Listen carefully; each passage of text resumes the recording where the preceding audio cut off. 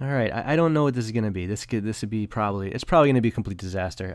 I go by the name of Larbird33 on Reddit and Twitter, Instagram, and I've never done anything like this. This is gonna be super strange, super awkward, kind of like a podcast. I don't know, but basically, there's this dude I've been chatting with for literally 11 years. He goes by the name of KG Living Legend on Celtics blog, and on I think on Reddit he goes by the name of Brad's Balls. He had asked me for a name, and I recommended Lavar's Balls, and for some reason he went with Brad's Balls. I don't know. But anyways, I've never actually talked to this guy on the phone. I've known him for 11 years, and we've been chatting every day for the past 2 years on Facebook. I figure it might be interesting. Let's record our very first call. I have no idea what to expect. There's a really high probability he's been catfishing me for 2 years and that he's actually like an ex-girlfriend or something. But let's find out. Let's give him a call. What's up there, guy? What's up, Scott? Not much, man. How you doing? Good. Nice to finally meet you, man. Finally, yeah, finally having a conversation with you. It's been a while. Hell yeah. How about them Celtics? Celtics are going not so great. I feel like, just in case we do end up like using this as a podcast, we have to kind of like make it clear that you and I have never had a phone call. In like how many years? How many years? So I was looking yesterday, and I started on Celtics blog. 2005 is when I started posting, and you started in 2007. So we've known each other technically for 11 years, and for the past two, we've been chatting every single day on Facebook. And yet that's awesome. And yet I don't know anything about you. And I'm like looking at your Facebook profile pictures right now, and it's like various vacation photos. There's like a picture here of some titties and some waffles, which is nice and all. But and then as I'm going through, like there's a picture of this little jacked kid who I thought for a while might be you, but he's like 6, and we've known each other for 11 years, so that's clearly not you. And then I wish I looked like that at 6. And even your profile picture is like some dude on vacation. I'm like, oh, that must be him. And the guy has like a birthday cake tattoo or something. But then I did like a reverse image search, and that's definitely not you either. That's some random photo you use. So like your profile is like the most catfishy profile I've ever seen. And I've convinced myself that I'm eventually gonna get murdered by you. And I just wanted to put this out there just in case. We have some evidence that it was you. So who the hell are you actually? Like what is Scott? Who are you really? Yeah. What is this? What's with this Facebook page, man? Oh, I think it's great. Well, no, originally it was just a Facebook page, so I wouldn't get caught from any of my indiscretions while I was traveling. All right. So do you have like another profile? Is this like what you use to chat with other dudes on Celtics blog? No, you're exclusive though in that regard. Though you should feel pretty VIP. Yeah, I feel pretty special. yeah, you should. But I want to move on to Gordon Hayward, man, and how awesome that guy is. Before we get there, like where do you live? You live in North Carolina or something? Yeah, allegedly. Okay, allegedly. So this is the funny thing about it is like everything about me because my Facebook profile is normal, like a normal person, and you have my address because we had that pizza bet where I didn't save it, by the way. we made a bet that the Kings pick would not convey, and I was sad that it didn't convey, but I got a delicious pizza from you, so I appreciate that. But yeah, you know everything about me, and I don't know a damn thing about you. So it's like, tell me a little about you. Just so we're clear, though, if I were you, I would have had that pizza sent to a friend's address and then picked it up from him. That would have been my move. So you've been posting as KG Living Legend on Celtics blog since 2007, and I assume you created that because we had just traded for KG. So did you have a name before that you went by? Negative.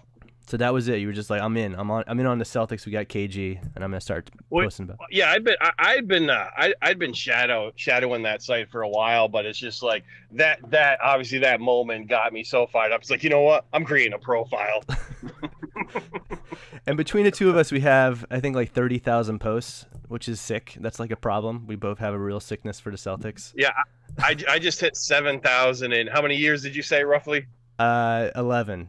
So yeah, I was being kind to say combined 30,000, but I guess 20 plus is me. 23 is you, so let's clear that up.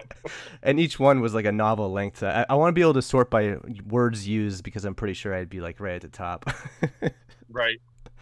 But yeah, so were you a fan of the Celtics Before that, or you just? Are you kidding me, man? Like that's why I like to bring up Dwayne Shinsis, Popeye Jones. Oh my God! Wait a minute. One of my favorite point guard of all time was Milt Palacio. You remember the shot that he Oh, hit? yeah, Miracle Milt, man, of course. Miracle Milt Palacio. How about Brian Stith, 6'5" scorer? Oh man, that's way back. And then, like I said, obviously, Red. We had to make the big trade for Potapinko. Vitali Potapenko. Yeah, Potapinko. Potapenko. It's like potato. When I was 16, I lived in Seattle, and there was this guy that was like a hardcore autograph collector, and he was like, I can get everyone's autograph. So I went with him when the Celtics came to town, and I didn't know what I was doing. You were supposed to take the cards and stick them to this like notebook, and then hand it to them so it's easier for them to sign.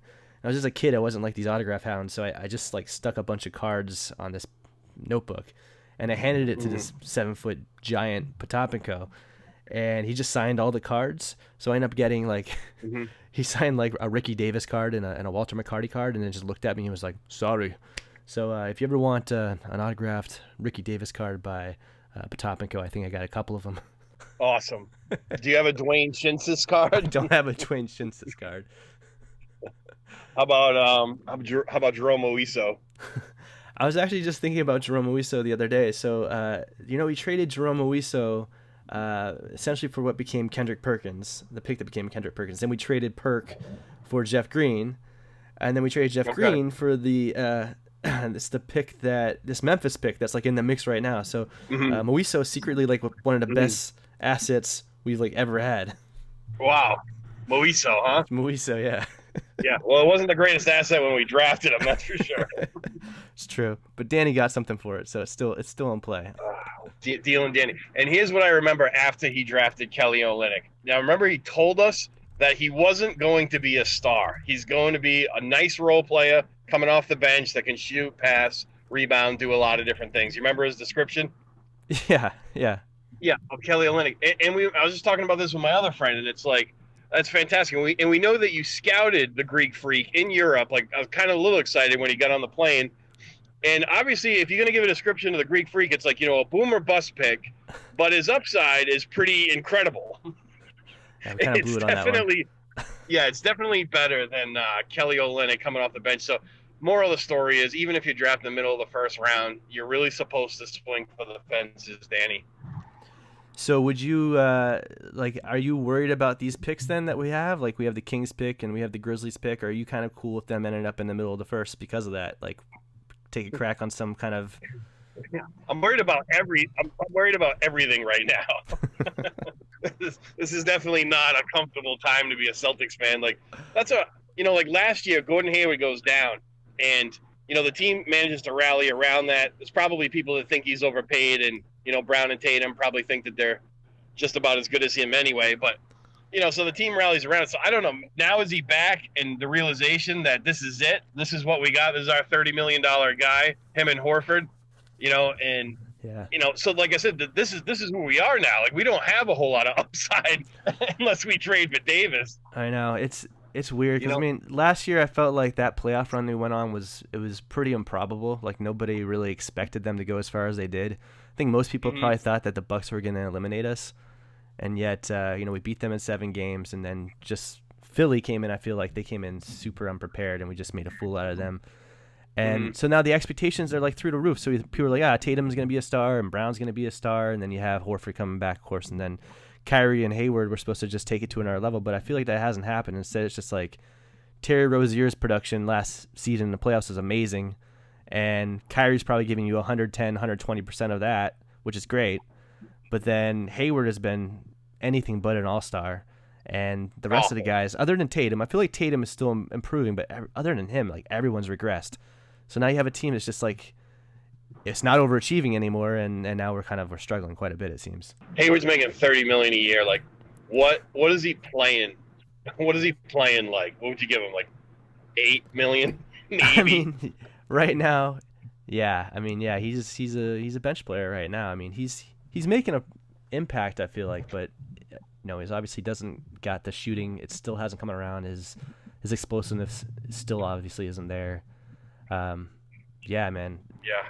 That's a tough contract, but do you feel like by the end of the season he's gonna be back to an all-star level, or you have kind of given no, up? No, No, being completely honest now, just know I was just talking about that. It's just part of what we saw when we saw him break is, we're hoping for the best, but the reality part of your brain is wow, it's like that guy's never ever going to get back to his peak form that took him 27 years to get to. Yeah. He's never ever going to get back there. And because now he's fighting age, so it's like even if he could do it, I mean, Andy's kind of chunky. He's been eating my diet, so That's true. I don't know, man. Yeah, I don't know. I feel like I still have a little bit of hope. Like when that injury first happened, I mean, after I got out of my catatonic state and started thinking about it, I kind of everything I had read about it at the time was like, this is an injury can take 12 to 18 months to return from, or it can take 12 to 18 months until you're fully healthy. And physically, and he's not even at the 18-month mark right now, right? He's at what, 14, 15 months. And he himself says he's like feeling like he's like 80% or something. I'm still targeting like All-Star break. If he's still not playing at an All-Star level after that break, then I'd be concerned. But like right now, I still feel like... Wait. Easy with that word break. True. Poor guy. You might be listening to this someday. Yeah, I doubt it. I don't know if we're going to actually make this public, but... Gordon Hayward, break.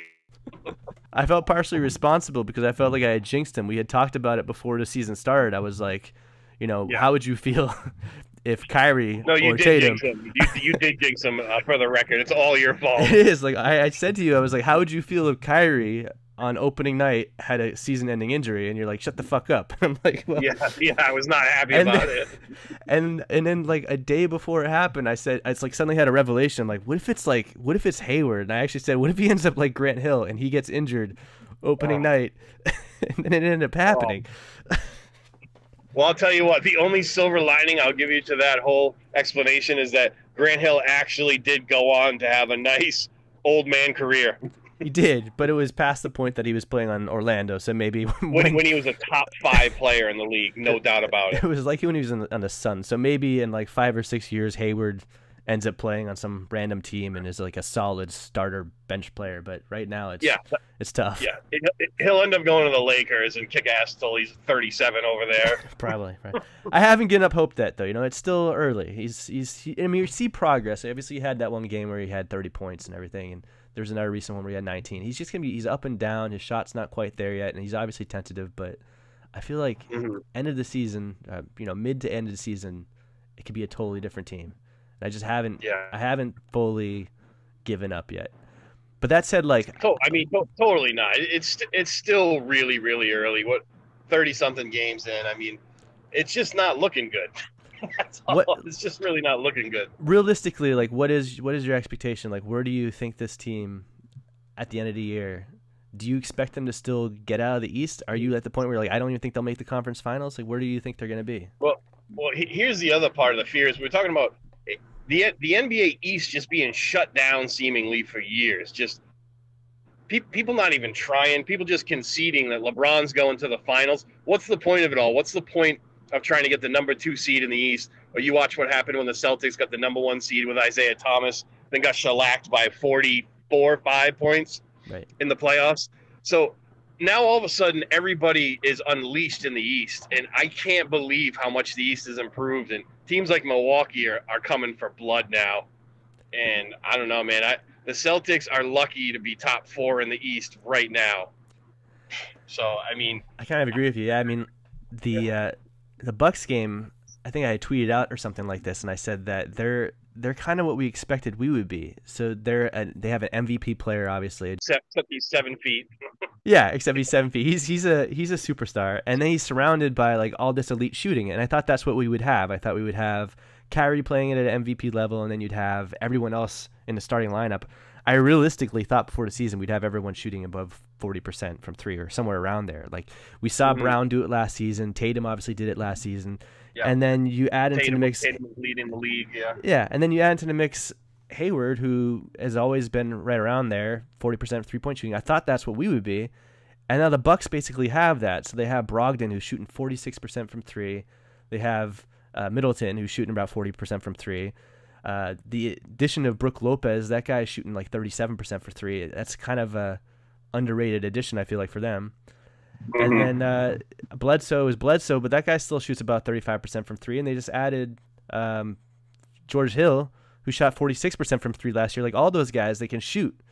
So you have a superstar surrounded by these great shooters. It makes them super dangerous. Oh, I just have to add, though, that you're not allowed to compliment Malcolm Brogdon because you called him 40 years old. Well, he a few times when I was trying to advocate drafting him. Well, yeah, he was a 2017 Rookie of the Year, and he's the same age as Kyrie Irving, and apparently also Buddy Hield. Buddy Hield, who's now almost retired. Someone said this on Reddit the other day. They're like, 4 years, when Tatum starts approaching his peak, Kyrie will be in his 30s. And I'm like, yeah, that's when Kyrie says he's going to retire in his early 30s. And by then, maybe if Buddy Hield and Brogdon follow his lead, they'll all be retired as well. Yeah, no doubt. Oh, and then how did this happen so fast? This is the second time I remember. First time was obviously the Paul Gasol Lakers, when I was so happy the Lakers were down in their luck, and then bam, NBA gifts them Powell. 2 championships later, they're catching up to the C's. And now last year we were looking for a top 5 pizza pick from the Lakers, and they're just awful.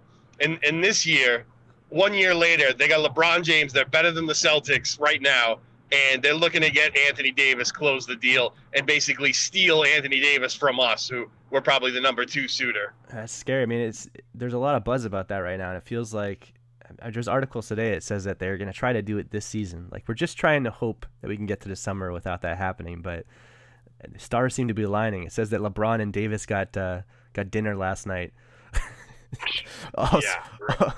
All sorts of rules being broken there as far as the tampering. I know. Well, I mean, but at the same time, I don't understand, how does the NBA stop 2 guys from going out to eat? That's still kind of weird, isn't it? I mean, and also that's a slippery slope. We can't say that the Lakers are tampering when, like, last month there was articles about Kyrie like actually going out of his way to recruit Davis. So it's going from both ends.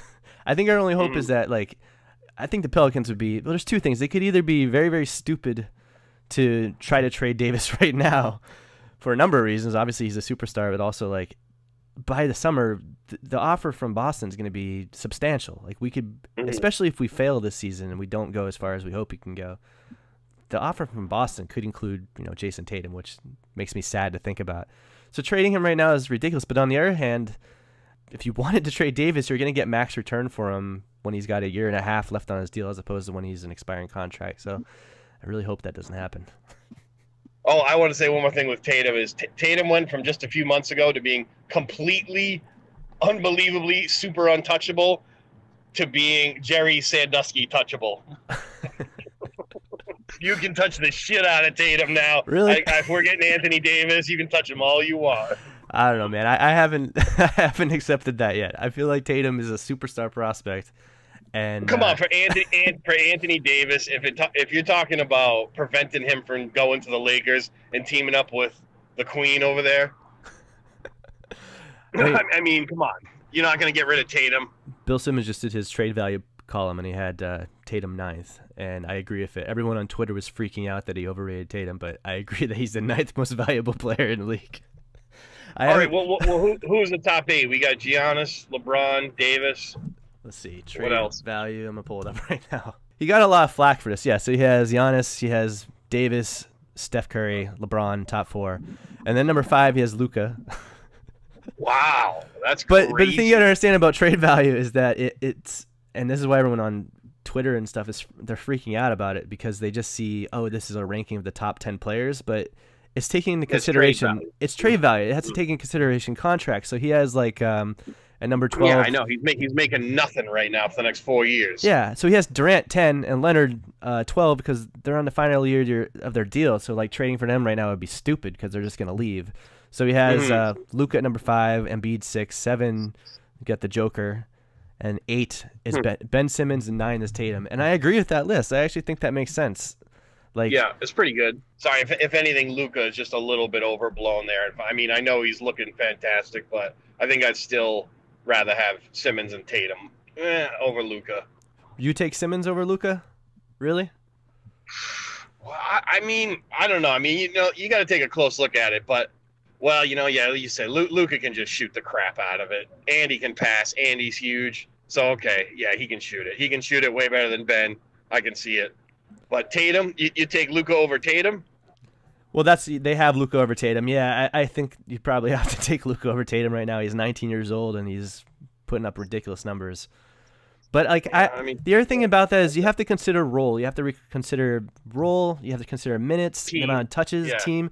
So like, Anthony Davis right now, obviously he's putting up ridiculous stats, but he's averaging 36 minutes a game, and he's averaging 20 shots per game. So Tatum in our system, he's only getting 31 minutes a game, and he's only getting 13 shots a game. If you put him on the Pelicans right now, I would 100% and let him go nuts. Yeah, and let him take 20 shots a night. Let him take 36 minutes, and just have him be the go-to option, which he probably would be if he was on the Pelicans and Davis wasn't there. Without Davis. Yeah, without Davis, then he's like, I would not be surprised to see that guy averaging 22. I mean, if he kept his current efficiency, he'd be averaging 25 points a night and 9 rebounds. Mm-hmm. It's obviously not as good as Davis, clearly, pretty close. But he's also 20 years old and he's on this rookie contract. And Davis, if he ends up on Boston, he has some injury. He's had some injury concerns in the past. And the other thing is, like, if you drop his minutes and touches, which you would have, that would happen on Boston. Mm-hmm. I wouldn't be surprised to see him like averaging like 19 or 9 or something. Like it wouldn't be 28 and 15 that he's getting right now. Yeah, I get it. I get trading for him. I think if we were looking at a player-for-player swap, it makes a lot of sense. But if you look at the type of return that other stars have gotten, obviously Boogie was a unique situation because the guy's kind of a mental case. But Jimmy Butler, what did he end up getting just recently? He got Dario Saric, yeah, Dario Saric, and then they got Covington, right? Yeah. So I mean that's an okay return. If you look at what Leonard got, it was obviously a star, but not nearly as good as him. Just like stars in that, Paul George, another one. Like at the time, it seems, in retrospect, it seems like they got a great deal because Oladipo was probably performing better than George. But at the time, we were like, really? That's all you could get is Oladipo? So, like, the type of return... And Sabonis ended up looking really nice, actually. Yeah, sure. In retrospect, all these trades end up looking great. But at the time, it's like, these are just they're kind of like Jaylen Brown plus draft pick return. Like, you don't ever see a guy on the final year of his contract, no matter how good he is, end up getting a Luka or a Tatum in return. It just doesn't happen. And like the idea that we'd have to give up Tatum, like when you're looking at what the Lakers can offer, it's like Brandon Ingram or something, who I consider significantly inferior to Tatum. It seems silly that we're like, oh, we'd have to give up Tatum. We just have to do it. Well, I think if this is serious, if this trade isn't NBA shenanigans and it's actually a serious trade, I think the Lakers have to give them Ingram, Kuzma, and Ball. I mean, I think they have to give up all three. I don't see why they need to keep anybody, Yeah, and the thing is, if they did that, I haven't looked at their salary cap, but if they did that, I think they would end up having space to add a third star. So it would make sense for them to do that. Right. Then they could just go out and add Leonard or, and there's a bunch of free agents coming out this upcoming season. They could add Jimmy Butler, they could add Leonard. I think even like Middleton's a free agent. Like they could add a third player to play with LeBron and Let me Davis. ask you this other random question. So if the Celtics had made a move for Jaylen Brown plus draft picks plus whatever else for Kawhi Leonard just on the rental deal, and we were looking to compete for a title this year, how do you think that Celtics team with Kawhi Leonard and Tatum and Kyrie and Horford match up against the Warriors this year, 1 year? Yeah, I mean, that would be... I mean, the other thing is it's still like so much of our season has been, it's tough to put it on Hayward, but like so much of our expectations were built around the idea that we were adding this other star in Hayward. Yeah. And once that's out of the window, like I really don't feel like anyone can really compete with Golden State. Obviously, it's the regular season and they're down in the standings right now, but we'll come to playoffs, like they have potentially 5 All-NBA players.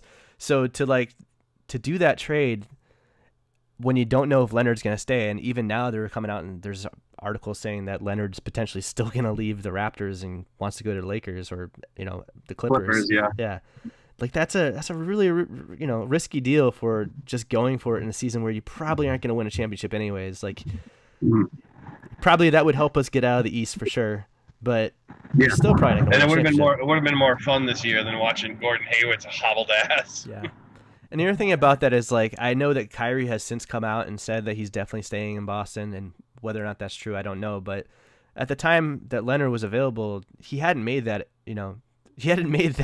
statement. So you would be potentially adding Leonard to pair up with Kyrie and then see them both leave in the summer after they fail to win a championship. That would be, the darkest timeline. Yeah, it'd be a tough pill. How funny would that be too if they unloaded Ball, Kuzma, and Ingram for Davis, and then Kyrie signed with the Lakers? Yeah, if that happens, then you're the one who ended up jinxing us. It wasn't me this time. Yeah. I'll take responsibility if that happens. I don't know, man. They're having team meetings right now. I'm a little concerned. There was Marcus was flipping out on the sidelines last game. There was that article by Jackie Mack last year when they were talking about when Kyrie, asked out from the Cavs, and she really made it seem like that dude is very kind of, he can be unpredictable, and he can do things that you're not expecting him to do with his career. So even though he's come out and said, I'm definitely staying in Boston, or I guess he sort of said something to that extent, I think he had said something to that same extent when he was on the Cavs about LeBron. He's like, LeBron's the greatest player, I would never want to leave, and then he leaves. Like, who knows how that guy will feel if they fail, if they don't go very far in the playoffs, and they might not get out of the second round based on how loaded the East is. Didn't he say something about the world not being round? Exactly.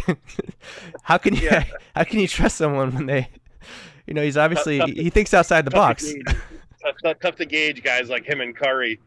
Yeah, Steph Curry. That's awesome. People think they're trolling, but they're not trolling. Yeah. In Kyrie's case, he's not trolling. I've looked into it, and that dude's legit, man. He's seriously a flat earther. Right. Poor bastard. But yeah, I mean, I don't know. This has been a tough go, man.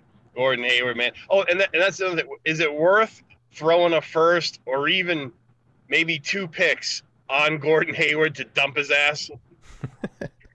Like, honestly, at some point, you have to start thinking about dumping this guy. Yeah, I mean, we have a lot of picks to spare. I mean, too many picks, some would say, right? Again, I have to say I haven't given up on Gordon, and like at the All-Star break, I'm expecting that he'll be playing at a star level, hopefully by then. But the only reason I would do that is if you really thought that you could put yourself in position to target some of those free agents this summer. Like if you thought that shedding Hayward's salary would put you in a position to actually sign someone like Leonard outright, then yeah, you'd probably have to consider it. But unfortunately, our cap is at a situation with, like, because of Marcus Smart's contract and because we're going to be extending Kyrie, I don't think that's plausible. And also, Horford would have to opt out. So, just why dump his contract? Like, might as well just ride it out and just hope that Hayward gets better. Oh God, that's tough hoping. I mean, it's not our money, right? If the team wants to spend money on him, let him spend it. It's not going to make a difference, I don't think, unless there's some master plan to also dump Horford and let Terry Rozier walk and let Marcus Morris walk. I don't think there's really any way. Oh, yeah, that brings me to my other unsung hero of the year. I've been defending that guy all year. There's a lot of, like, Morris haters out there. That guy's our unsung MVP, and I think we're seeing it right now. Guy's hurt for a couple of games. That guy would have crushed Phoenix by himself, and we're missing that guy big time, man.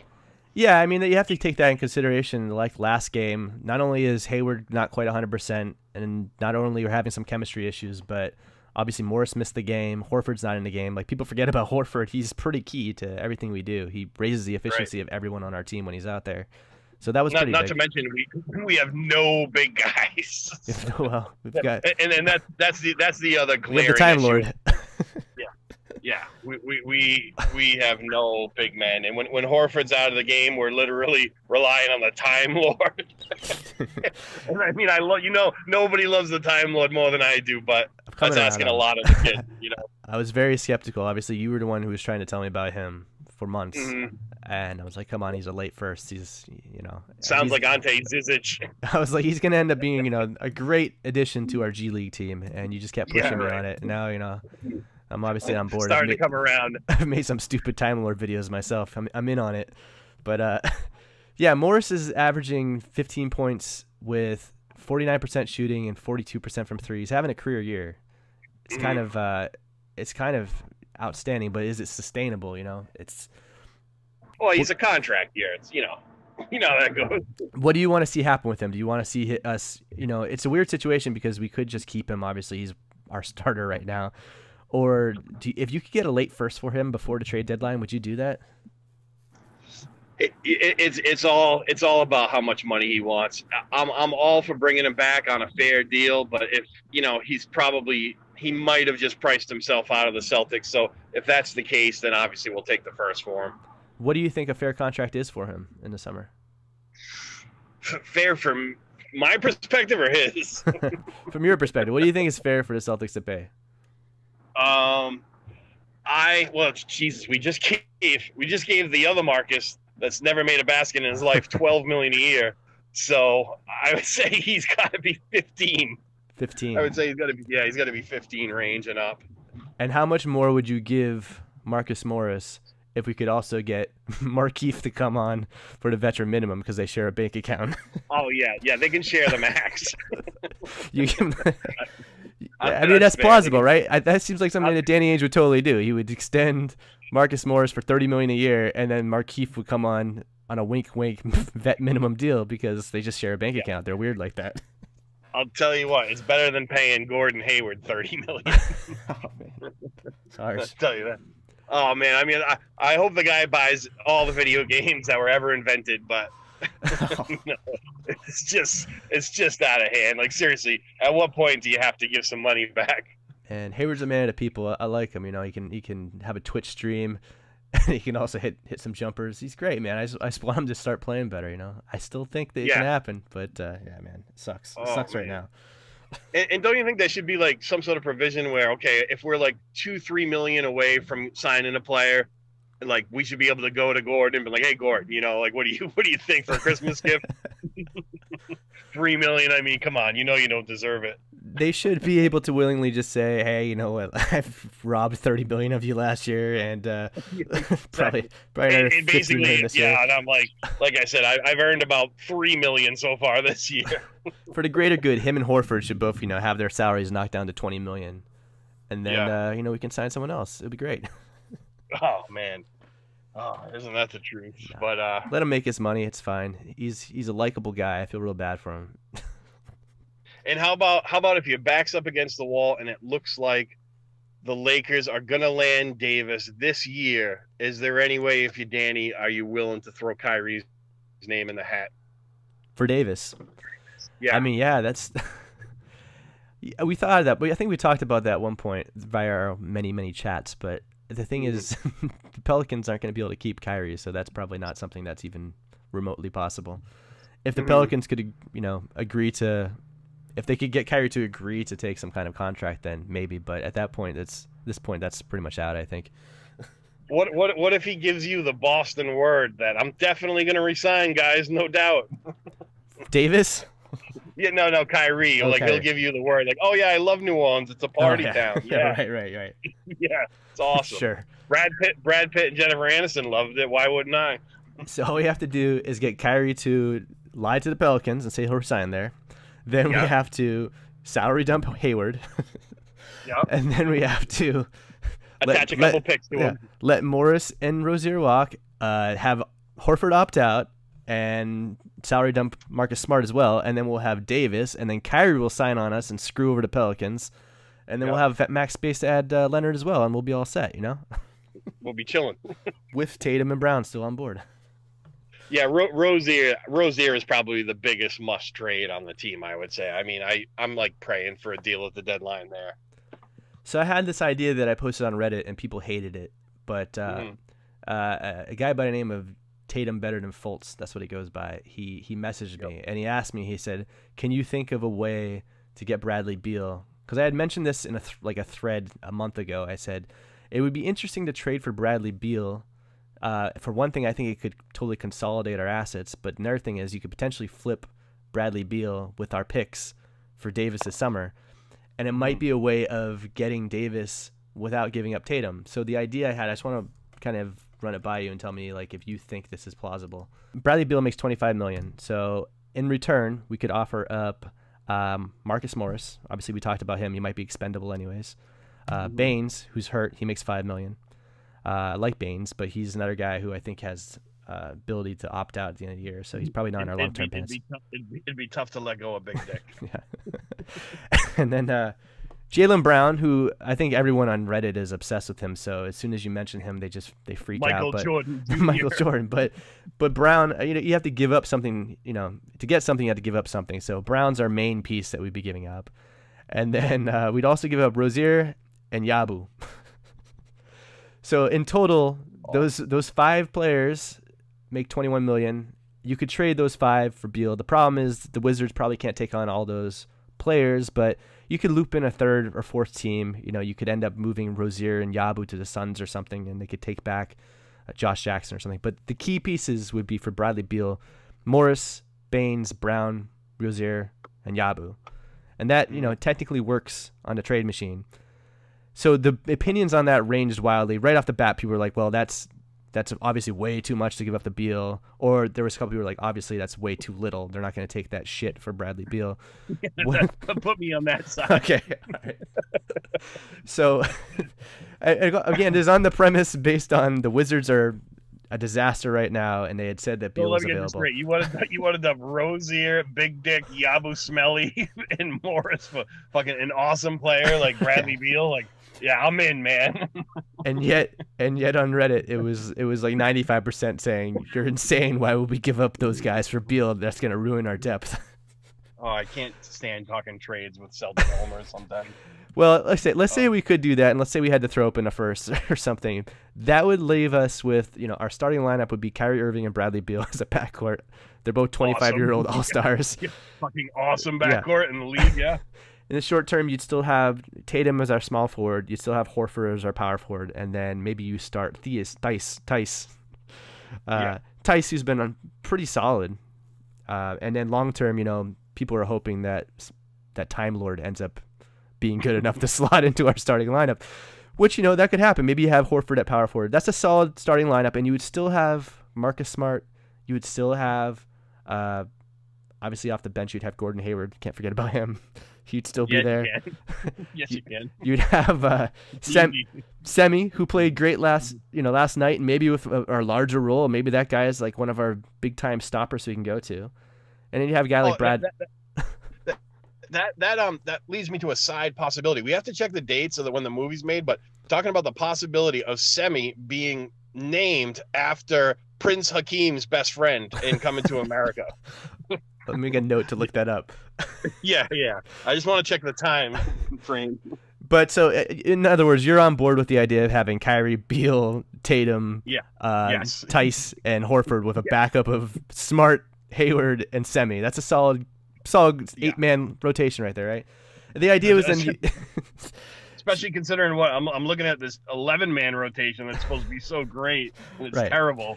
So that would definitely consolidate things, and then we'd have a bunch of open roster spots where we could go out and maybe add a couple other guys. But and also use our first-round picks. We might have 4 of them. Exactly. That was the other point, is we're going to have 4 first-round picks. So let's free up those roster spots in case we have to, use those picks. We'd have, obviously, roster spots to use them. But the whole premise, and the reason why I did it was because this guy was like, is there a way to get Beal without giving up Tatum and then flipping Beal and those picks for Davis? And I feel like if it gets to the summer and Davis is still available and we had Bradley Beal and multiple first-round picks, I feel like that would trump every offer, and I don't think we'd have to give up Tatum. But it's totally unrealistic, and everyone agrees it's stupid. There's no way that we would be able to acquire Beal for, that kind of offer. Did you have Jaylen Brown in the deal or no? Yeah, so Jaylen Brown would be the main piece. I don't know, man. I actually feel like it's not that outlandish. Brown is still, I'm not totally out on Brown. Brown has star potential still. Well, that's why you got trashed on Reddit, because you included Brown. That's why, right? But the other thing was, like, you could have Morris, we're including Morris, and he and his brother could reunite on the Wizards. Like, it made some sense. Rozier could come on board. Maybe they end up flipping him to a third team. So the funny thing about that is when I brought it up, there was a couple people who were like, oh, well, I would never do. There was a couple people who were like, I would never add Bradley Beal unless we had some assurance that we could get Anthony Davis later.